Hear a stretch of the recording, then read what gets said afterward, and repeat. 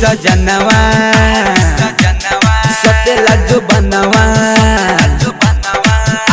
सजनवा सतेला जो बनवा आओ न तो सत जा सतला जो बनवा चढ़ल जवानी बसत सैया हाँ हाँ हाँ सैया तो घरे जल्दी आओ पिया सैया तो घरे जल्दी आओ पिया सजनवा सतेला जो बनवा आओ न तो सत जा सतता जो बनवा चढ़ल जवानी बसत सैया हाँ हाँ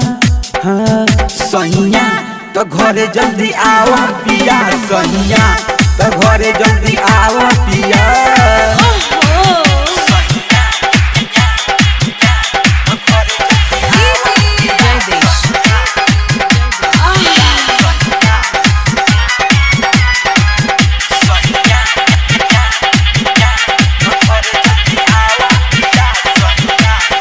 की रिकॉर्डिंग स्टूडियो मलुही चौक कलैया नेपाल। वो अन्हार के दिया मुझा के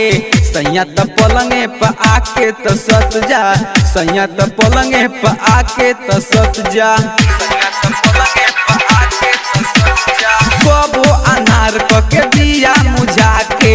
सैया तो पलंगे पर आके तो सत जा सैया तो पलंगे पर आके तो सत जा आके दबा दो कम रहिया तो घरे जल्दी आओ पिया सैया तो घरे जल्दी आओ पिया सैया तो घरे जल्दी आओ पिया सैया तो घरे जल्दी आओ पिया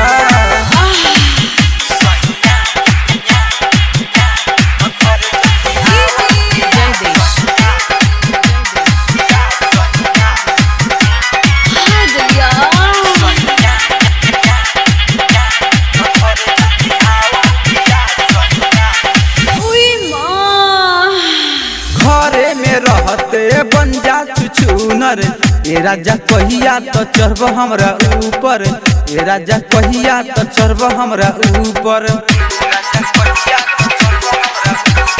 घरे में रहते बन जा चुचुनर ए राजा कहिया तो चढ़ब हमरा ऊपर ए राजा कहिया तो चढ़ब हमरा ऊपर लाल बाबू पंडित राइटर सुशील हाँ हाँ सैया तो घरे जल्दी आओ पिया सैया तो घरे जल्दी आओ पिया सैया तो घरे जल्दी आओ पिया सैया तो घरे जल्दी आओ पिया सजनवा सतेला जो बनवा आओ न तो सत जा सतता जो बनवा